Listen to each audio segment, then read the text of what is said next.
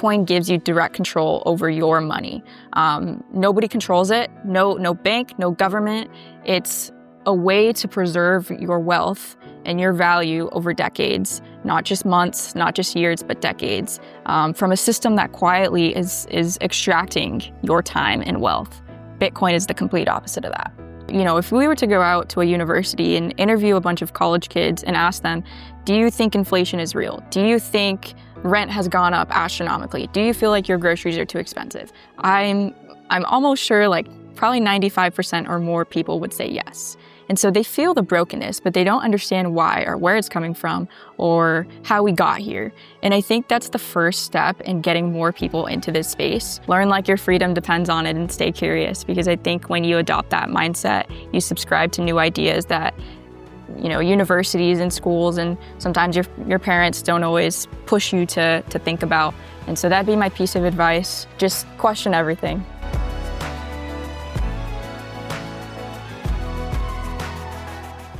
All right. So today I have the pleasure of being joined by Halston Valencia on the show. Halston, thanks so much for taking the time to be here today. Thank you so much for having me. I'm so excited to be here. Of course. So the question that I'd love to get kind of this talk started with is usually I start at people's beginning of people's Bitcoin journey. But I think, you know, when I was listening to the podcast that you did on Coin Stories with Natalie Brunell, I was also just really fascinated about your discussion around the current education system, and you know, you being a recent graduate of USC. I'd love to kind of hear a bit about, you know, your experiences. You know, maybe both the good and bad of kind of your vision of what the current education system is like. Well, especially in the US. Yeah, I mean, I think in the US, the traditional education system focuses a lot on producing employees, producing people that are compliant rather than curious. And I think my experience overall wasn't, you know, it wasn't awful, but it wasn't what I had hoped to take away from, you know, a very expensive private education. I went into college hoping to learn more about, you know, the broken money, feeling the pain of the broken money. You would think the professors would explain inflation, explain how, you know, money gets printed, why we have the Fed, why there's central banks, and none of that was really discussed. And I think it's intentional. I think that's exactly how it was designed. And I think the traditional education system loves to produce employees for a machine that just gets greedier and greedier. And, you know, you graduate with student loans, student debt. And to me, that's not true economic empowerment. I thought the purpose of going to a good college, good university, getting, you know, a bachelor's, a master's was to graduate and be successful and be, you know, financially free. But they set you up with six-figure loans for a lot of people. And it's not a great start to your future. Yeah, no, it's, I mean, and for a lot of people, because I think we have listeners from everywhere here, I think the US education system is unique from a lot of other parts of the world because, well, primarily due to the cost. I think in the US, you have some of the, if not the best institutions in the world, but well, also lacking in a lot of ways, right? Like kind of like you said, they're meant to also produce people that are more employees, more compliant, less, you know, really encouraging curiosity and encouraging thinking.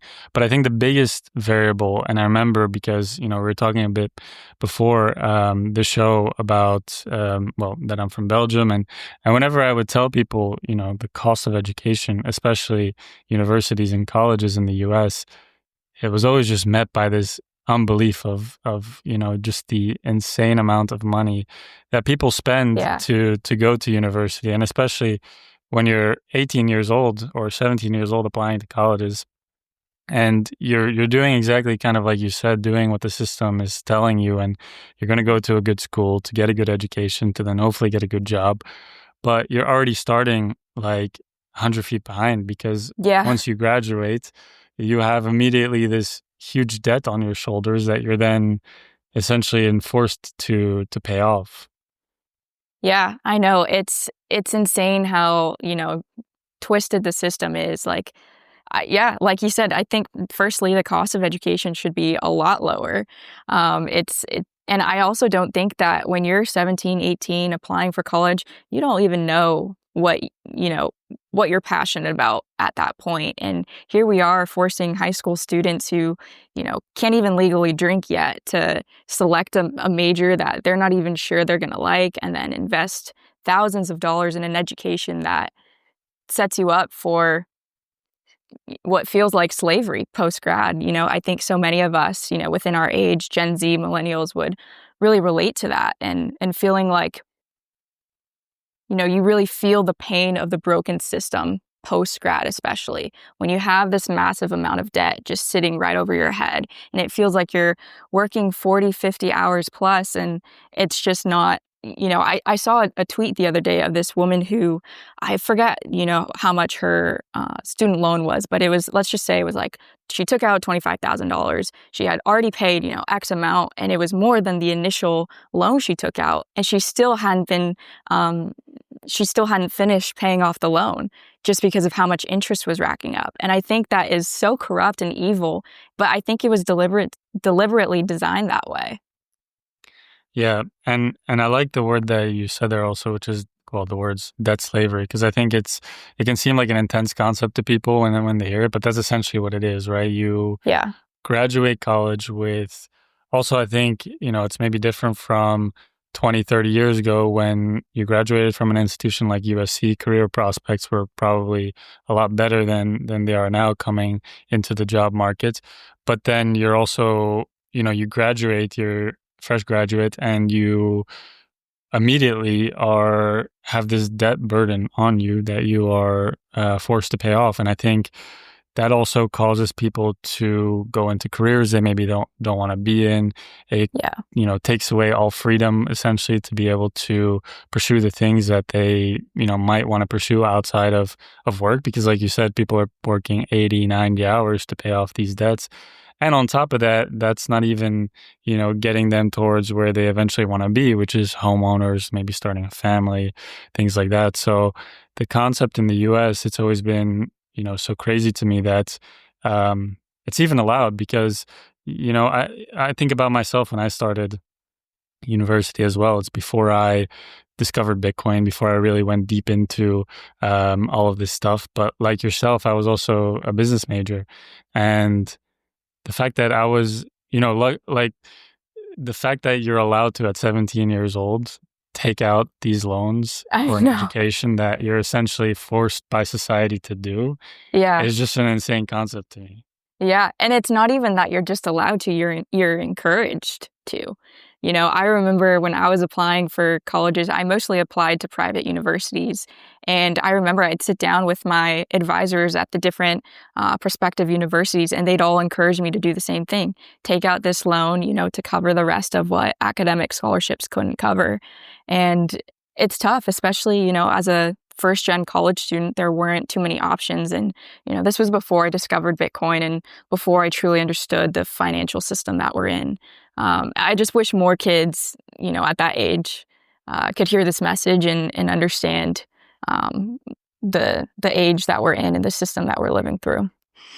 Yeah, and I'd love to also get a bit into your your college education itself, because you went to some of the best institutions in the U.S. And I'm curious because my experience also was, when I went to university, I was also a business major, and you have finance classes, you have accounting classes, you have marketing classes, whatever it may be, but you're never really taught the things that truly matter from when you graduate. But at the same time, you're also not really, in my opinion, taught to question things. It's kind of just like, here's the information, now do with something with this. But a lot of times you can't really do anything practical with it, right? So I'm Yeah. curious, from your experience in school. Well, I know that, and we'll get, of course, into Bitcoin a bit more, but that you did start to question things. But I'm curious also from a peer perspective. Were there other people around you that we're also starting to question, like, hey, what are we actually being taught here? Or what is actually important to know when we do end up leaving this institution and going on to our adult lives? Yeah, definitely. I think there were a handful of peers that I'd converse with who were experiencing similar sentiments. And, like you said, we face some backlash when we stand up and question things. And the professors, mostly older in age, are just like, well, that's just how it's always been done. And this is tradition. And this is why we need the Fed and, X, Y, and Z. And it's just like, what's the point of college if you're just building, what feels like a bunch of robots, trained to all think the same way? I think college should be a time of life when you're questioning everything, you become curious. And I think that's what really drives innovation.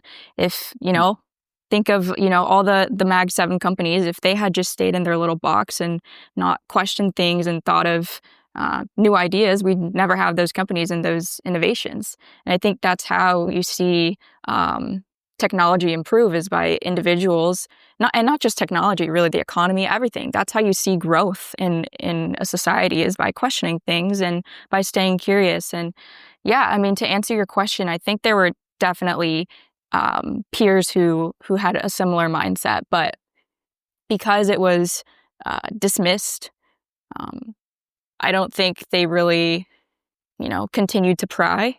And so that was my experience. And I'm just glad that, post-grad, I was able to discover this community and this, what feels like a lifeboat.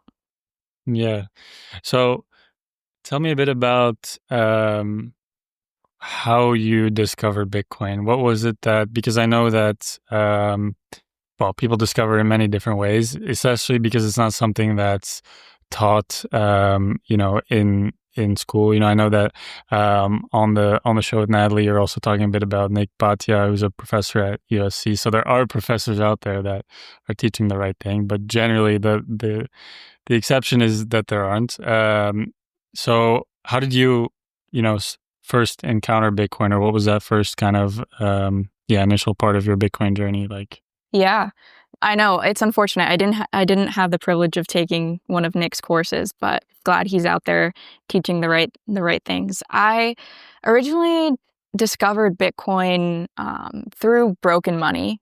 The book was recommended to me during I want to say it was my senior year of college, by a professor, but it was very subtle. It wasn't, and it wasn't just to me directly, it was to the entire class. And so think, 50, 60 students, and he recommended this book, and he said the book did a great job of explaining the financial system that we're in. He didn't say the broken financial system. He didn't say the broken money. He just said the system that we're in. He was very careful and selective with his verbiage, and I think that was so interesting. So, this was a professor I really respected and trusted, so I just read it, and I think the first time I read it, it didn't fully click until I read it the second time, and that's when I really understood Bitcoin. The first time, I think my mind was really focused on understanding the brokenness and inflation and central banks and, barter to gold to fiat to then Bitcoin. And then the second time I read it, my focus was really on Bitcoin. And then after I read that book, I read Saifedean's books, the following year. And then I started listening to podcasts, and then it just was like this, like unraveling like a thread, to this whole community and space. And Coin Stories was actually one of the first podcasts I started listening to pretty consistently. And then a few others, Jack Mallers, it's one of my favorites. And then, yeah, that's kind of how I discovered and just kept learning and realized this was something really important. And I saw it as a shift in our money system. Yeah, and it's it's an amazing book, Broken Money. It's really does a good job. I mean, Lynn Alden, all her work is fantastic. Mm-hmm. But yeah, I also must admit, I can imagine it's also not the, because it's not really. I mean, it's not. It's a Bitcoin book, but it's not a Bitcoin book. It's like it kind of touts as Bitcoin as a solution to our broken money, Yeah. but it's good that it's written this way because, yeah, I think there's a lot of people that come from the outside system who have not been introduced that would maybe not read a book immediately called the Bitcoin Standard. So Right. I think it's good that, I think it's interesting that you read Broken Money first and kind of, again, looked at it from a systematic perspective of, okay, what's wrong with our current system. And then I think the more you learn about it, the more that, it becomes obvious that Bitcoin is the answer. And I think for me also, I remember when I was going on my Bitcoin journey, like in the beginning, it's just kind of this like, I mean, it is a rabbit hole, right? You start to learn about it, and then there's different layers that you start peeling back because it's not just, okay, what is Yeah. Bitcoin as a technology, but okay, let's look at this broken monetary system. Okay, let's explore incentives. How do they work in the world? Let's explore game theory. Let's explore computer science. Let's explore all these things. So what were some of the fundamental things that, you in the beginning when you were learning about Bitcoin, what were some of the biggest things that kind of stood out to you about Bitcoin and why, it is the solution to our broken money? Yeah, I think primarily the first awakening was being enlightened to the broken system that we're in. I think that's kind of the inflection point for a lot of people our age or even older sometimes who are discovering Bitcoin for the first time. In university and even in high school and middle school, you're taught that inflation is good, that you need a certain amount of inflation to keep a healthy economy. You're taught that the Fed is our hospital, our rescue line, our, you know, who we turn to when the economy is struggling and not thriving. And I think, understanding that all of those things were lies and not the entire truth was kind of like the first first part of my Bitcoin journey. And then understanding that and looking at Bitcoin and understanding that there's, a supply cap. It's not inflationary and no government, no bank, no CEO controls it. I think that's what really caught my attention. And that's when I started to fully understand how it could provide a strong solution to this system that we're in. Yeah. And it's really well explained, I think. I mean, there's so many things that once start to learn about Bitcoin, I think and I mean, I think it's also a bit of a never-ending journey because I think, I Hmm. started really diving deep into Bitcoin in 2019, 2020, which is now, 5 years, more than 5 years, but I still feel like, scratching the surface because not only is there so much to learn about, how Bitcoin works as a technology, but also exploring monetary history, and even just the technical part of Bitcoin too, because I think those are all things that are important to understand. And so for you, once you kind of started learning more about it, uncovering these things that, I mean, because you obviously had a really good background coming into Bitcoin in the sense that you're a business graduate from USC from a master's. I believe you also graduated summa cum laude, right? I did. Yeah, which for people who aren't don't know about the U.S. education system, that's also a very, very difficult thing to do, especially at a school like USC. So, you're I think, I guess it could be both ways, right? Because sometimes, because they're not teaching you Bitcoin there, maybe you were also taught some of the things that Yeah. maybe you had to go back and rewire a bit. But Yeah. you did come from a very good education. And so, um, were there any like overlapping things from your education at USC that um, helped you in learning more about Bitcoin?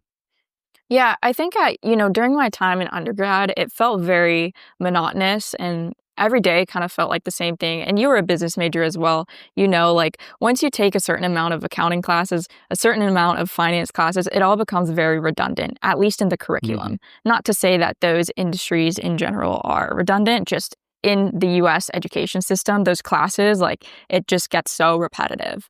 And so I think by the time I graduated from undergrad and then started pursuing a master's, I started to, take courses from professors that had a more similar mindset to myself, and they did want to see the graduate students thrive in, whatever industry. For me at the time, I was really passionate about marketing and I wanted to work in digital marketing.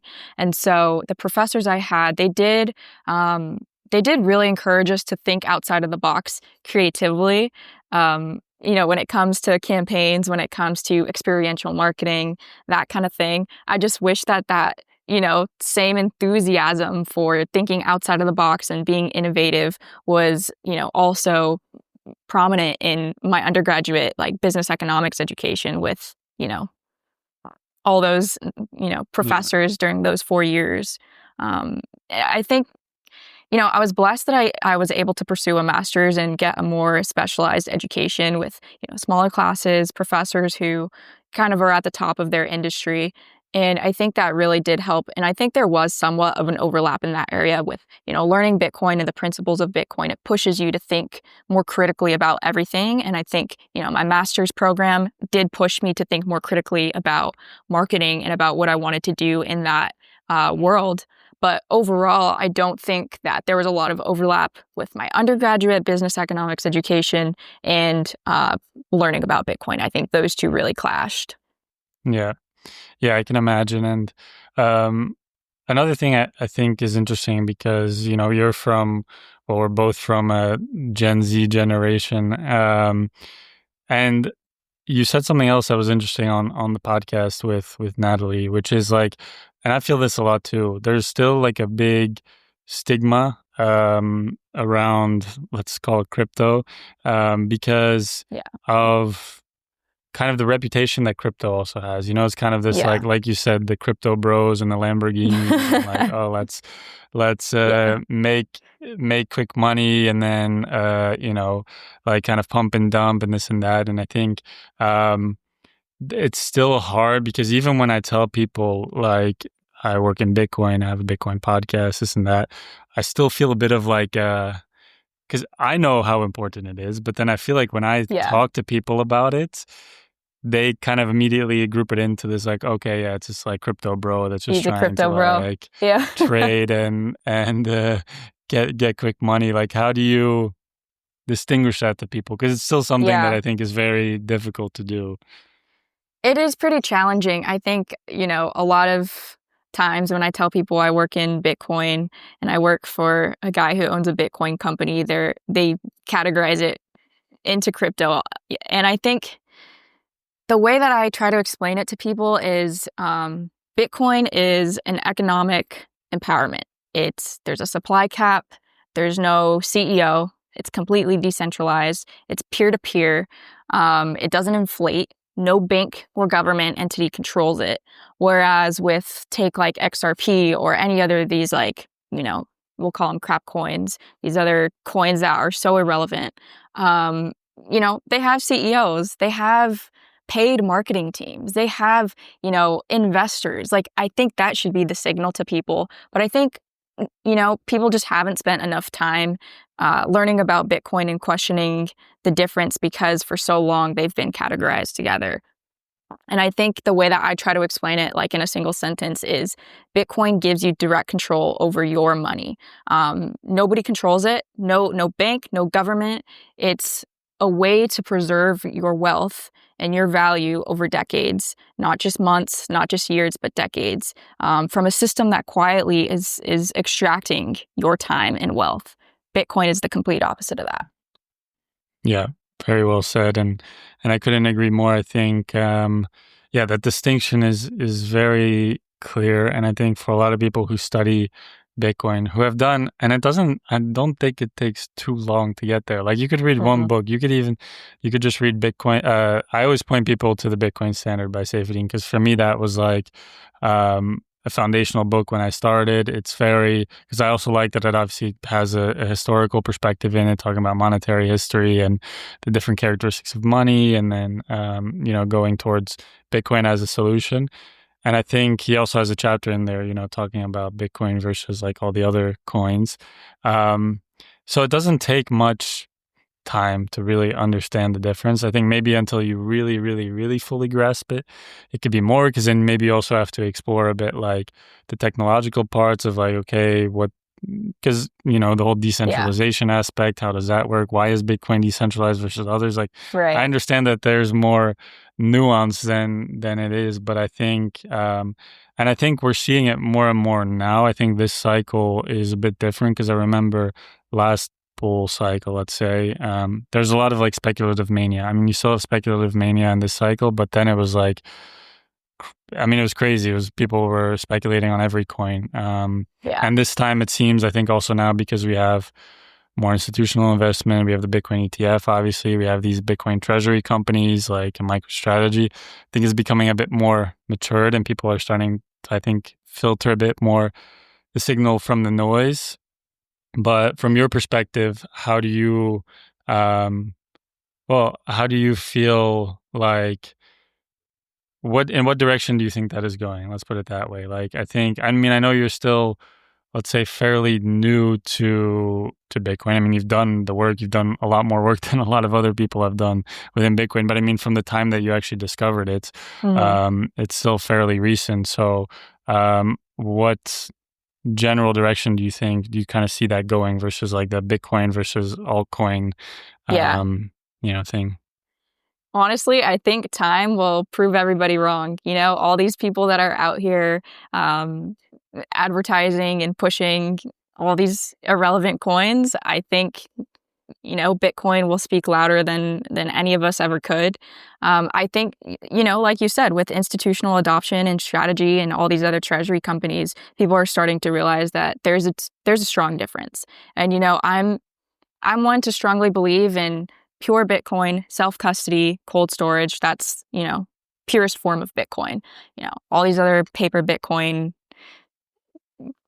holdings, like, I'm scared for that. But I think, with all the headlines and everything going on with treasuries, and it seems like so many different public companies are now purchasing Bitcoin and adding it to their balance sheet. I think that people are starting to wake up to the difference.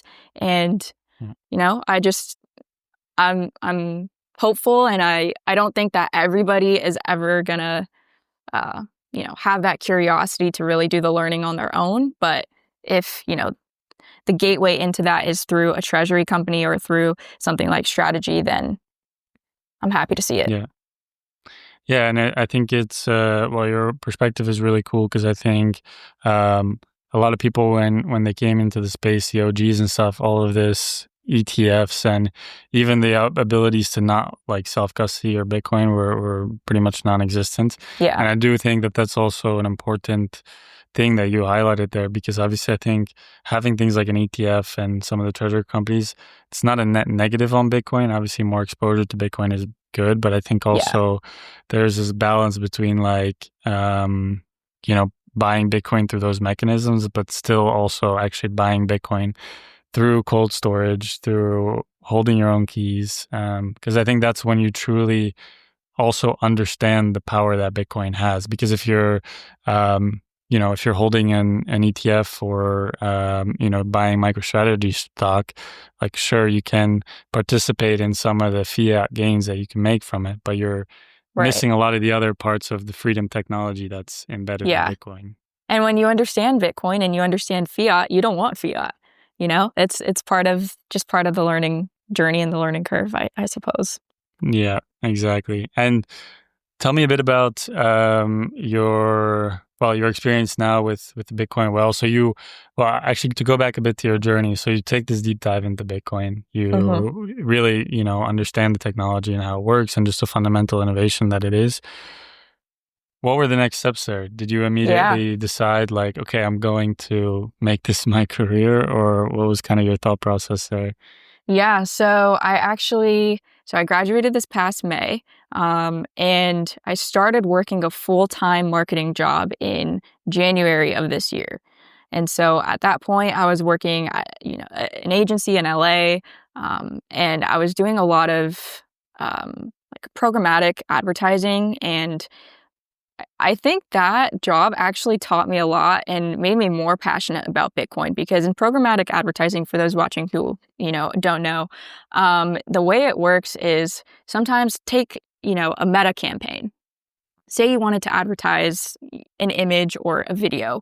Um, the market, we'll call it the free market on Meta, decides how much that ad is going to cost you, the CPMs, the cost per thousand. And we do a lot of other campaigns on other platforms where there wasn't a free market. It was centralized. And so that platform would determine the price. And if you didn't want to pay that price, well, too bad, then you couldn't advertise with them. And I think that would make me so frustrated and enraged almost because I just wanted to have my ad on that platform. And the more I learned about Bitcoin and the more I was working at this agency in programmatic advertising, I realized decentralization is the answer. I love free markets. And, I worked there for about 6 months, and then I decided I no longer wanted to pursue that lucrative career in Los Angeles and started looking for opportunities on the Bitcoiner job site and started looking on X. And then, uh, so after, those 6 months, that's when I met my boss, Adam, who is the CEO and founder of Bitcoin Well, and also the CEO and co-founder of GetBased.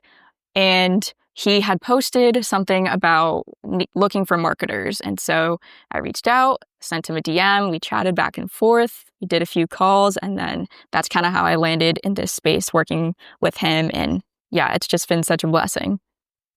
Yeah, that's awesome, and I love that journey. And I think it's also it's also courageous. I think in terms of being 6 months into a career that you were doing right out of graduate school, and then deciding to change gear. I think maybe a lot of people would kind of stay in that role, especially if it's a lucrative role. I think it's courageous to pivot and to pursue something that you're more aligned with. So I think that's a really cool story. And for my listeners who maybe aren't familiar with Bitcoin Well, what exactly is it that you guys do? Yeah, so Bitcoin Well is a self-custody, it's a Bitcoin platform. It's not an exchange where we never hold your Bitcoin. We believe strongly in self-custody. So when you purchase Bitcoin, you can send it directly to your hot wallet or cold storage.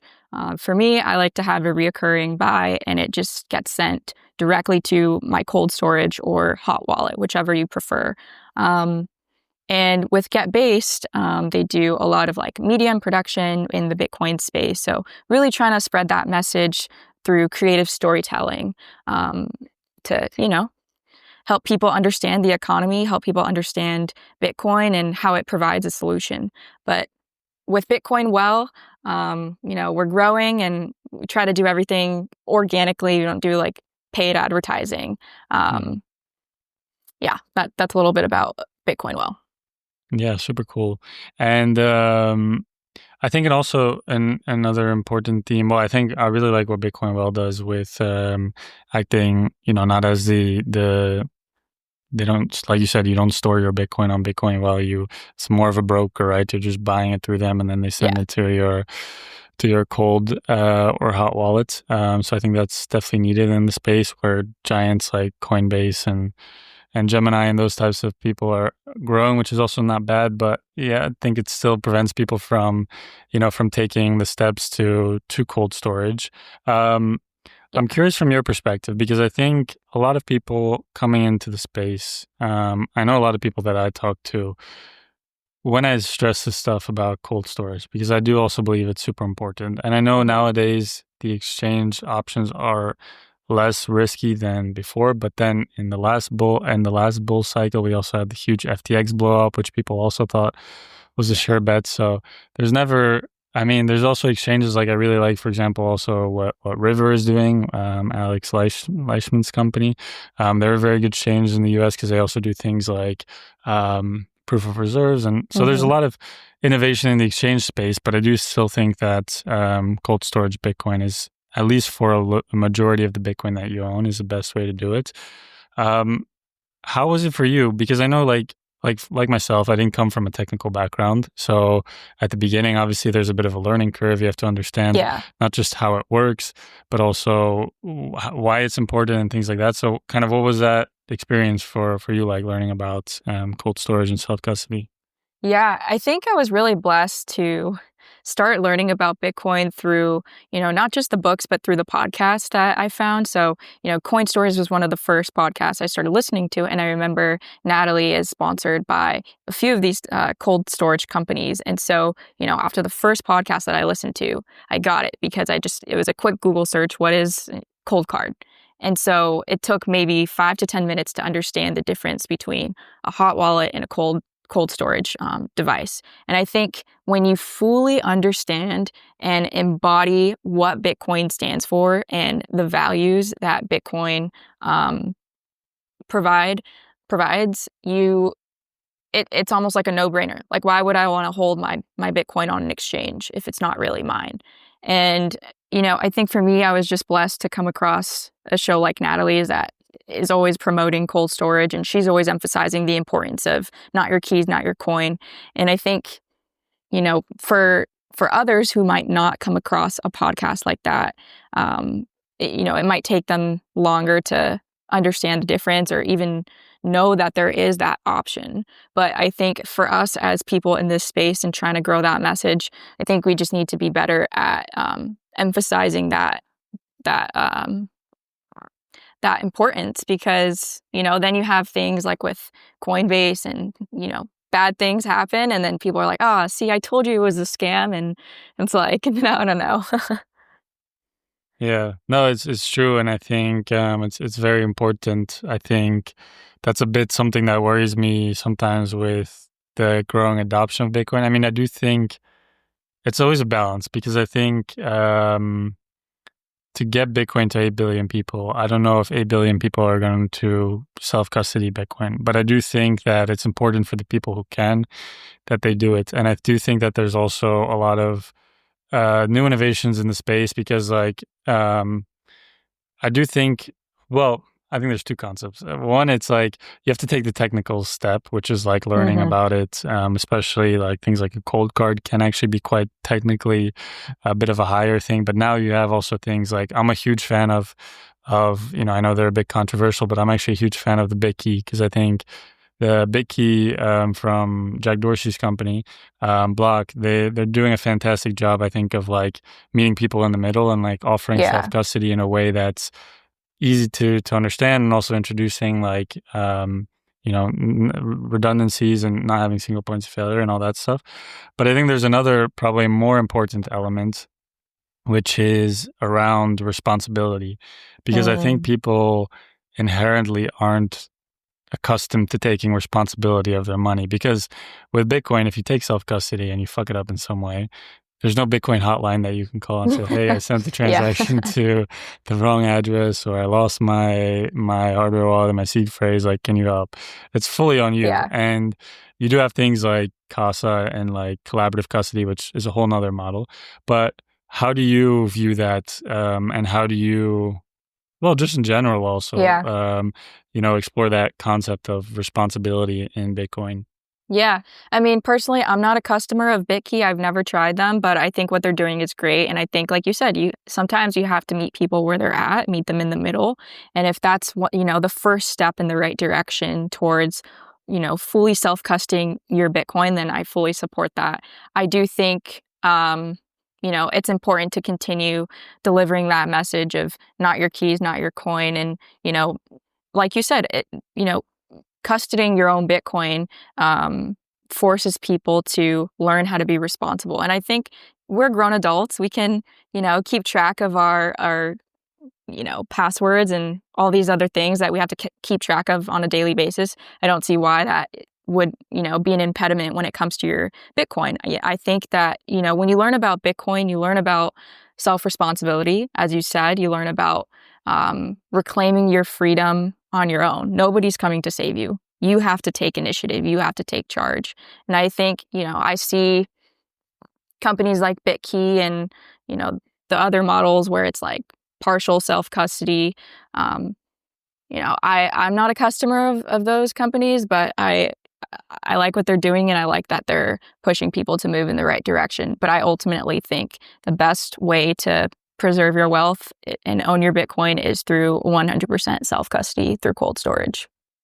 Yeah, agreed. And yeah, I mean, I think the industry will continue to evolve. I think hopefully my dreams will get to a point where self custody is as easy of an experience as using Apple Pay, for example. Like I think Yeah. it has to, because I do think realistically, because there's a lot of people like yourself and myself who we're not the average population in the sense that like we've done the work, we've read the Yeah. books, we've explored the we're working in the industry also. Like I think it's still far and few between people who have done that. And I think, it obviously makes a lot of sense for us to do that. But I think then there's a lot of people that haven't done that and that do kind of want the easier option. And I think Yeah.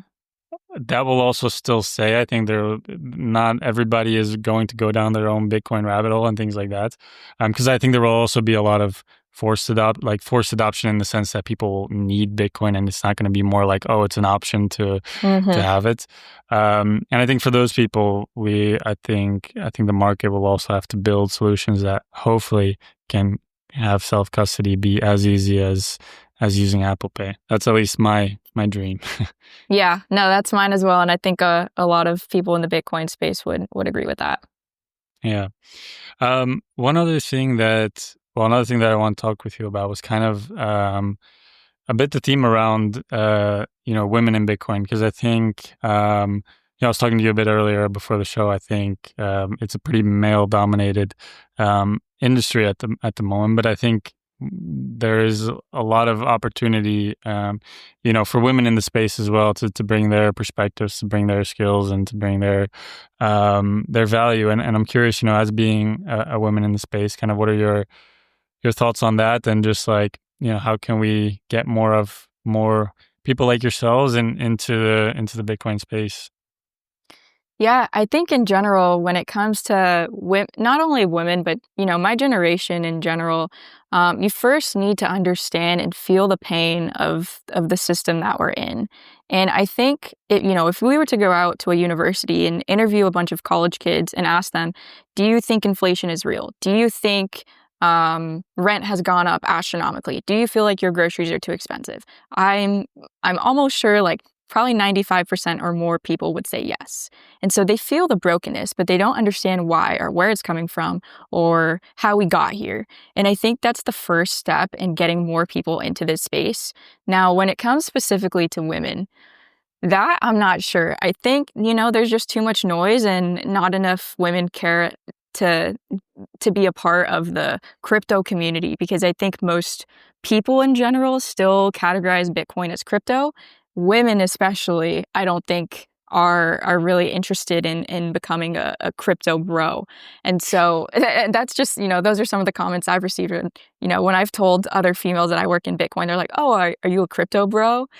And it's like, not at all. But one day, hopefully more women will care enough. And I think, I'm just honored to be a part of this journey and of helping more people in Gen Z understand the system we're living in, but also women. And I think Natalie and, I have a friend, Annalise and Isa Santos and Ella Huff, all these women are really trying to bring other women into this space. And I think it just first starts with, helping them understand why they're struggling. Why are we feeling this way? Why is there so much brokenness? Because if they don't understand the why or understand the pain, if they don't feel the pain, then they're not going to understand the solution, and the solution being Bitcoin.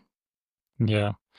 Well said. I think because there's another topic that I had noted down, because I think, well, sometimes in an hour podcast it's difficult to get to talk about all of the points, but I think something that because I also want to, I think Bitcoin is super important, and I think, but I think once you start to learn about Bitcoin, you uncover a lot of different. I think it fundamentally also, for me at least, and I know for a lot of other Bitcoiners, it also kind of fundamentally changes you, as a person. I think, and I Mm. saw also another area that you're passionate about, which I think also a lot of Bitcoiners are quite passionate about, is kind of the area around holistic health. Mm-hmm. And I know we don't have much time left, so that's why I was debating if I would ask. But I'm just curious a bit on your perspective there, and kind of the impact that, or how you view holistic health, if that's not too broad Yeah. of a question. Yeah. I mean, goodness gracious. I think there's a lot of things that align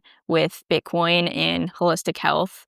I I would love to see, the next 5 to 10 years, a lot of more decentralized medical facilities open up, especially in the US. I mean, you lived here for quite some time. I don't know if you ever experienced a costly medical bill, but it is expensive here. And I think, it starts with the wrong incentives in the US. And I think in the United States specifically, they want to keep you sick. And, that might be controversial to some, but I think it's too large of a market to let it go down and keep people healthy. And so I think my holistic health journey started pretty young, coming from, a Hispanic background. My parents were always pretty healthy and, they believed in cooking with single ingredients. And so I was blessed to grow up in an environment like that. But simultaneously, I did grow up going to, school in Southern California and grew up around lots of processed foods and junk food and kids always sick. And I think seeing the way that other kids were being raised on, Twinkies and ham sandwiches for lunch and gummy bears as a snack, like that was always a little odd to me coming from a Hispanic background where my lunches were, soup and carrots as my snack, Mhm. I think seeing those differences, like as a kid, sparked something in me. And then as I got older, I realized that it was, again, by deliberate design. And so I think when I fully understood that, I realized, okay, most of these hospitals are not even, they don't have your best interest in mind. Their, highest interest is to make more money, and that's their primary incentive. And so if that comes at the cost of the patient, they don't care. And so I think seeing that allowed me to realize that I need to take responsibility and sovereignty for my health, my own, my future family's health. And I just love that in this space, in the Bitcoin space, there's so many people who are also heavily involved in the holistic space and understand that importance.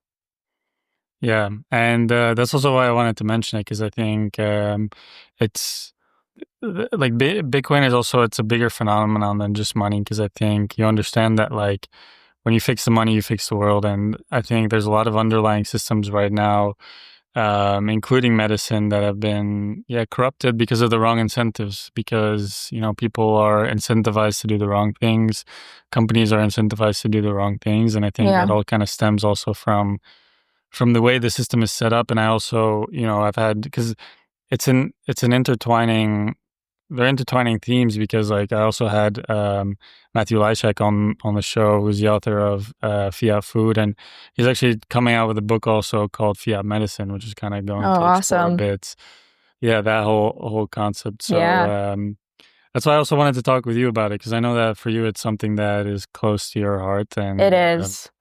and something that's important, I think, for everybody to discuss as well, right?